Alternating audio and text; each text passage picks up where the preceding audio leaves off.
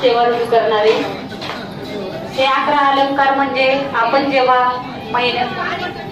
आई साहेबांचा मान सन्मान करायला जातो तेव्हा आपण हे 11 अलंकार घेऊन आईचा मान सन्मान करायचा असतो।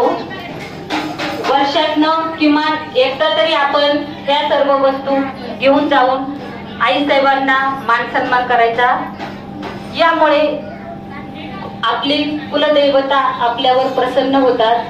धन धान्य आयु आरोग्य ऐश्वर्य सर्व काही आई साहेब आपल्याला यातून देतात। प्रत्येकाने आता आपण आपलं हवन झालेले आता आपण 11 अलंकार आई भगवतीच्या चरणी अर्पण करणार आहोत। त्यापैकी आपला पहिला अलंकार आहे साडी चोळी।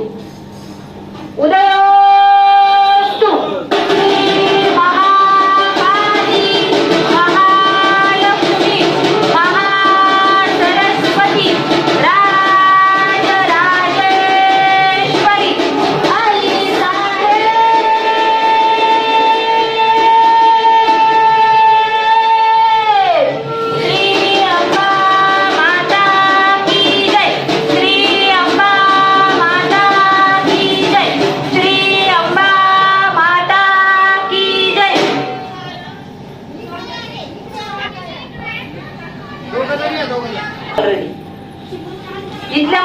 ज्यांचं झालंय त्यांनी वर जावा।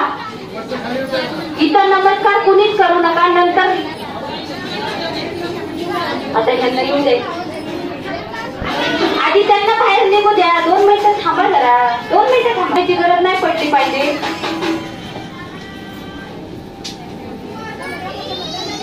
फॅशनच्या जगामध्ये आपण काय करतोय ना याचं भान ठेवायचं। आपली संधी काय आहे ती आपणच जोपासायची आहे।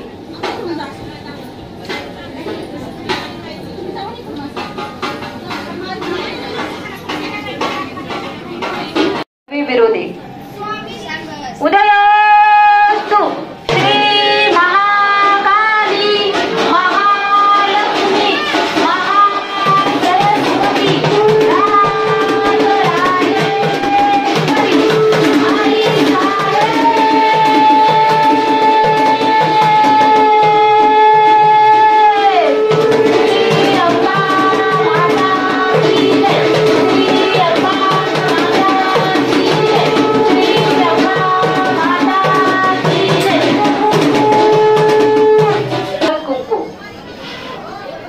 देवीचा पुढचा अलंकार आहे हळद कुंकू।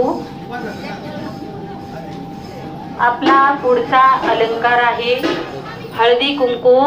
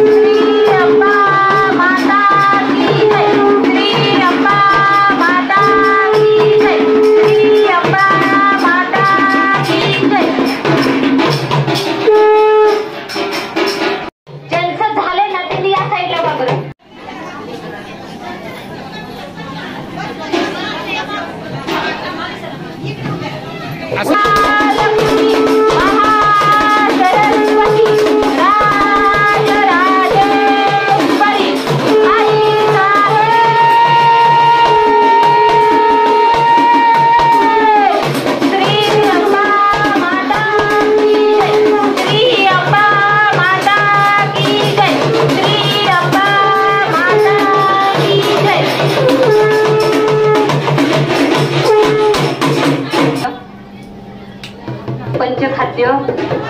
आणि आता ह्याच्यानंतरचा जो अलंकार आहे तो खेळणा पाळणा आहे। ज्यांना संततीची इच्छा आहे अशा महिलांनी पुढच्या अलंकारासाठी यायचंय। आताचा आपला अलंकार आहे पंचखाद्य। अजून 10 जणी वरच्या अजून या।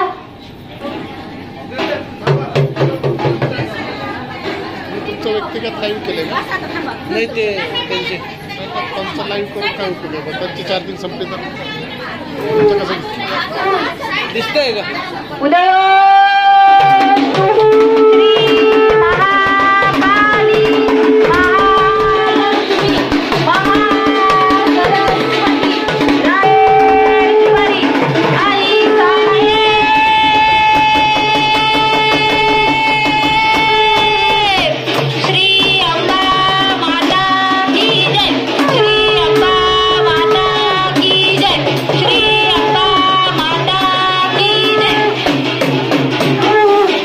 काही नाहीये, पण ते अगोदर या.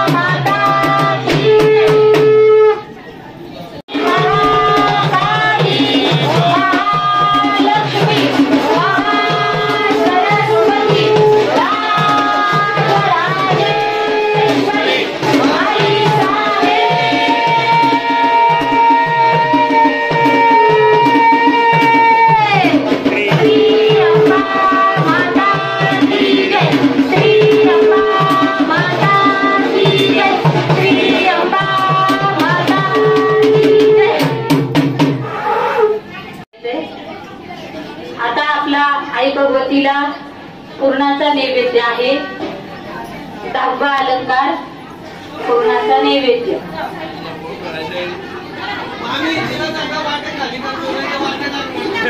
तिथल्या महिलांनी मागे सरकून उभं राहायचे. तिथल्या कार्यरत महिलांनी मागे सरकून उभं राहायचे. जायला यायला जागा ठेवा. दर्शनासाठी रांग सोडा.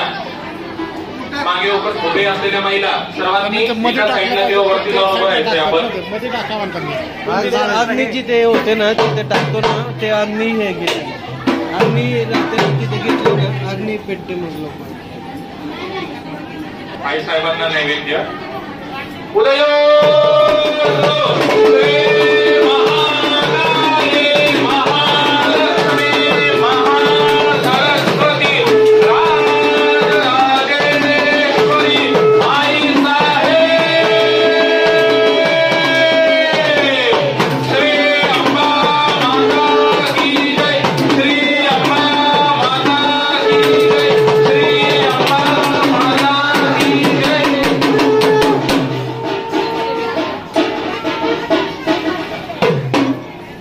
शेवटी का ठेवला याचं कारण सांगते की सगळं काही आम्ही जे केलंय त्याचं फळ आम्हाला चांगल्या पद्धतीने आमच्या पदरात पडू दे.